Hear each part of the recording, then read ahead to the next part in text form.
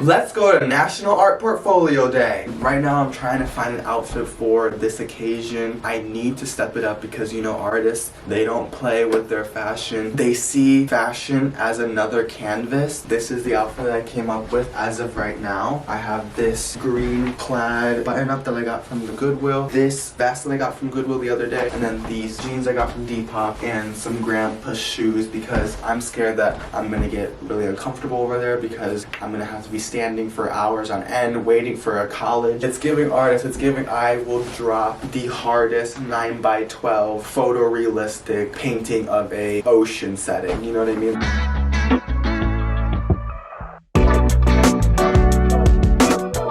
This option is a lot more chill. Is it too chill? Okay, we're just gonna wear this because I feel really comfortable in this and I don't know. Now I'm going to start painting and just tweak some things before they see it. It's a little unfinished. I'm more so nervous about not going there because I've already been there by myself once, so I already know that the journey there is going to be fun, it's going to be cool, it's going to make me feel free. The destination is where I'm scared, and that's where I'm a little bit because I've never done anything like this before, and I'm just nervous that they're going to see my portfolio and be like, boy, who do you think you are? Some of the kids from my AP art class are going to go there, so I might see them there. But in that class, I do not talk at all, which is really embarrassing. I'll like be there and I'll just like periodically look up and just stare at them talking because they talk and they like have conversations about stuff and I just listen. And that's like how I like it. Like when I'm in my art class, I'm just painting and that's it. And I just get to like hear them talk about school and like who like did them dirty and like who's their ex-lover, you know what I'm saying? Like I get to hear all that and I want to hear all that. Like give it to me, give it to me, give it to me, give it to me. But I don't ever talk.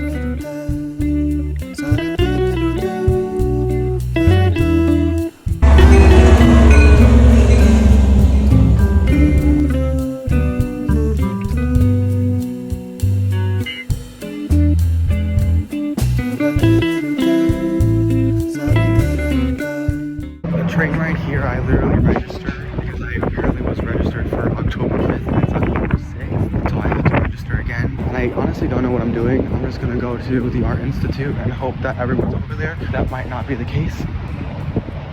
I love seeing people in such good outfits, dude. Like, it makes me feel refreshed. This bag is so flimsy, I feel like at any moment it's going to break.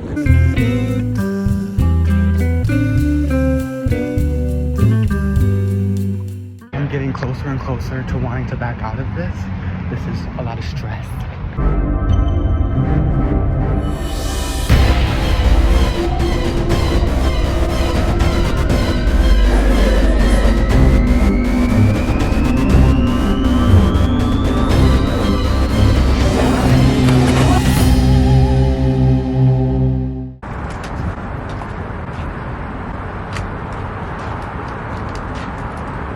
So many people.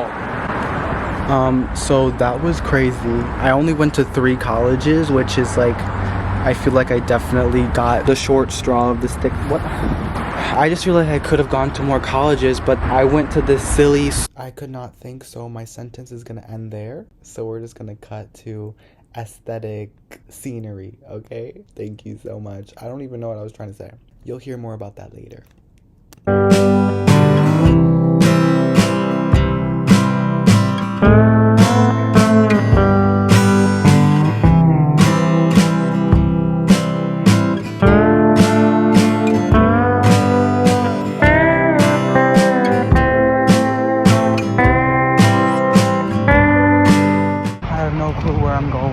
Save me.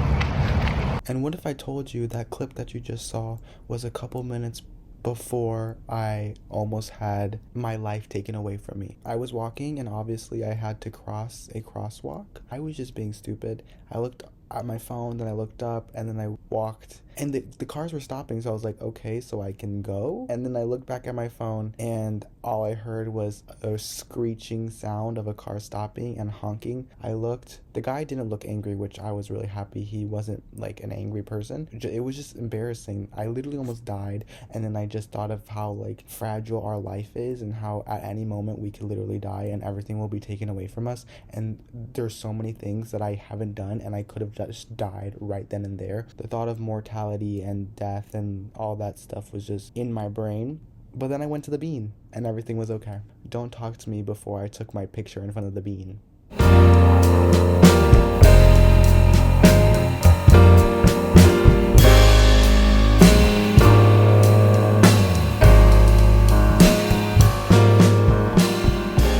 The audio wasn't working with this clip, but basically I was talking about how I wanted to eat canes, I was going to eat canes, but I initially wanted to eat something more like sophisticated and more like, how do you say, Chicago.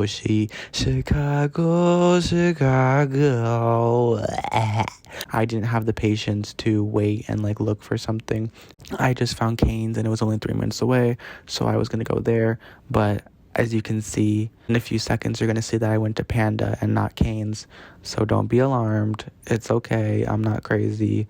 I just saw Panda and Cane's. My GPS was not working like the whole entire day. Like it was telling me to go left when I was supposed to go right. And it was actually making me very, very angry. I'm scared to leave my camera here, but I want to be aesthetic. What do I do? There was so much sitting during that portfolio day thing. It was honestly horrible. My body feels so weak. And it's insane because I can run all this. I can run 2.5 miles and yeah, I can't stand for 30 minutes.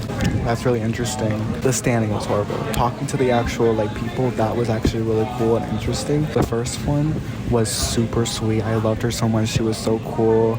She had black pepper and salt hair. And she really loved my art. And it was for the Art Institute. And she gave me a merit scholarship, which I was so happy. I was literally tearing up, and I think she saw me tearing up. It was so cool. And just think that my art is good is insane, because as the artist, you critique yourself so much to try and get better that you forget that you're actually good. You know what I mean? Because I feel like I only care about the things that I need to work on so that I can get better, but I never really look at the things that I'm doing right, you know? And so that was really cool that she liked my art. I didn't know they were gonna do I'm gonna accept your portfolio or I'm not gonna accept your portfolio. That is so scary. And so I was terrified that she wasn't gonna accept my portfolio, but thank God she did. And I started tearing up during that too. And another school, Kendall, also accepted my portfolio. I only talked to 3 colleges. The one that took the most was this stupid Cal art. I don't even know why I waited that long. I didn't even know I was waiting that long for just one college. I honestly didn't know what I was doing, but during the middle I was like, oh, so this is for Cal art. But I wasn't gonna stop and get out of the line when I waited so long, so I just kept waiting. And all he literally said was, think about your why. It matters about your why. Boy, I'm about to beat you up. Why? Because I gotta. No, that was honestly horrible. I waited that long for him to just say, think about why. Why are you making this art? The third one I went to was Kendall. That was lickety split. I didn't even have to wait in line for that one. And she was really sweet. She liked my art as well. And she wanted me to go into art education so that I could teach a class. Right now I'm gonna eat this food and I'll be back.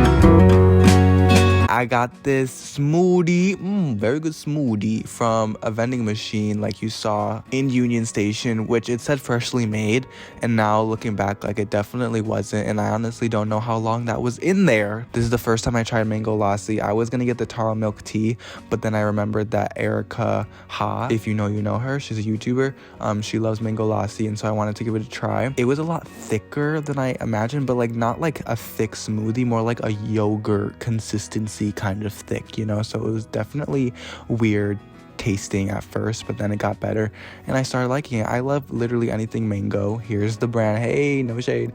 Yeah, that was good. It's currently 9:09. I got back a few hours ago, like at 7 or whatever. Today was a very emotional day. I won't lie. I just felt a lot of feelings today because just being on my own leaves me with so much time to just think.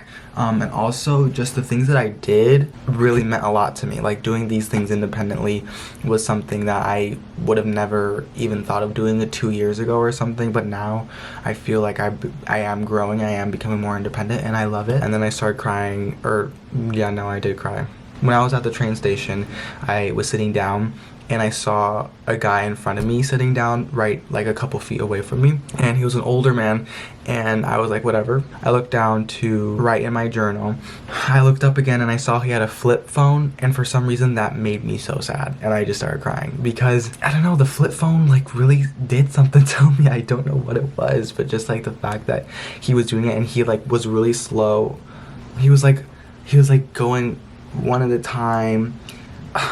I don't know, I probably am assuming a lot about his life just from a flip phone, but it also reminded me of my dad. I wanted to do more than what I did, but I was not prepared at all. Also, my phone died and my mom was left so terribly scared. I tried to text her off of my laptop, but I had no Wi-Fi. The last bit of the exploration journey that I was having was kind of a bit not exactly what I wanted, because I like to romanticize my life with music, and so not having music was really bad, and I didn't like it and I didn't enjoy it. I was so nervous that I wasn't gonna be able to get a train ticket, because my phone had my day pass and my phone died, and so I didn't know if I was even gonna be able to like go to my house because I didn't have a ticket. What do they do? Like, do they just like drop you off at the next stop or something? Like, if you don't bring money, what do they do? Do they keep you hostage? I don't want to find out. But thankfully I had money and I paid the ticket and everything was okay. That was it. See you later, guys.